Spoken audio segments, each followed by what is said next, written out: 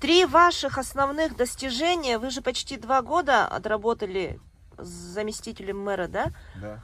Вот. С чем гордитесь? Вот 3 результата. И 3 основных тех результата, которые вы очень обязательно хотели бы добиться, если станете мэром. И вообще, вы уверены в своей победе? Вы знаете, тут давайте от обратного начну отвечать. Мне как бывшему спортсмену надо быть уверенным в победе, но не надо недооценивать противников, да? Здесь абсолютно точно все решает тот момент, когда наступит выбор, да? Моя задача лишь быть готовым к этому, понимать, что происходит и что надо делать.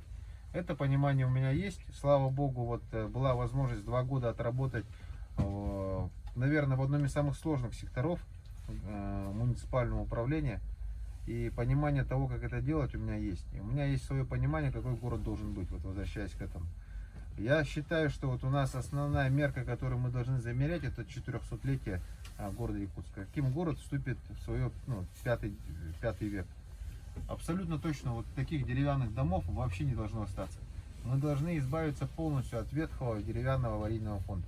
Мы должны встречать 5 век без аварийного деревянного фонда. Это вполне реально. И к этой цели мы идем.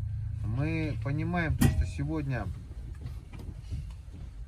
реализуется всего 166 многоквартирных домов по республиканской адресной программе, потому что они были признаны за 5 лет только 166. Признали бы 1000 домов, сейчас бы здесь в городе стояла другая проблема, как расселить эти 1000 домов. А не проблема в том, что они горят, и мы не знаем, что с ними делать. И поэтому сегодня задача ставится, я верю в то, что страна найдет деньги на реализацию 3-го этапа, потому что реально же люди так живут, это нельзя этого допускать. И наша задача, чтобы помочь сегодня людям и с людьми объединиться в одной цели, чтобы мы могли признать все дома аварийными. К слову говоря, у нас неплохо получается. Это не то чтобы горжусь, а что можно сказать, что нами сделано. Мы за 2 года нашей работы, как я пришел в эту курьерную отрасль, я сказал, что надо запускать этот процесс во что бы то ни стало. И мы за 2 года признали 408 многоквартирных деревянных домов аварийными. У нас осталось чуть больше 300, чтобы все деревянные дома были признаны. И я ставлю задачу за год, за 1,5 это сделать.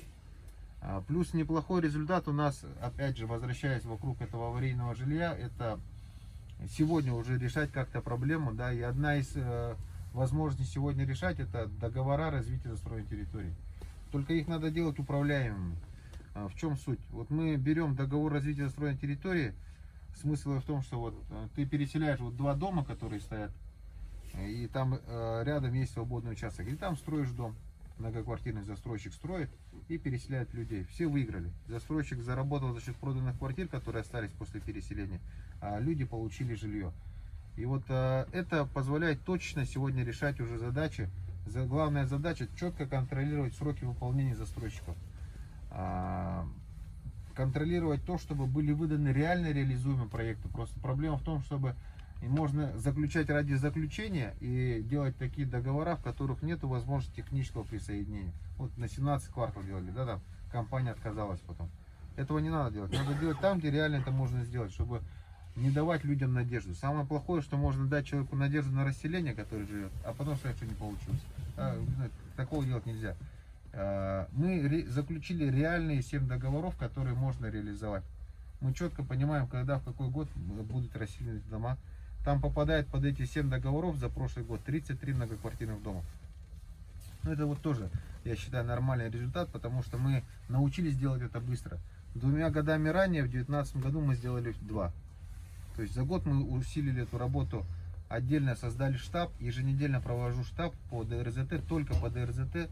И все структуры, которые вовлечены в городской администрации, в штабном режиме по каждому ДРЗТ готовим, выставляем на аукцион, проводим, выиграем, находим застройщика и точно с ним отрабатываем. На этот год я ставлю задачу сделать 10. И я думаю, мы ее сегодня, работа уже в рамках штабной этой подготовлена, и 10 ДРЗТ на этот год сделать. Это чтобы люди уже точно, часть из них могла, вне зависимости, будет 3-й этап, не будет, переселиться. Это возвращаясь к проблеме и одновременно решение. Ну и вот третья проблема.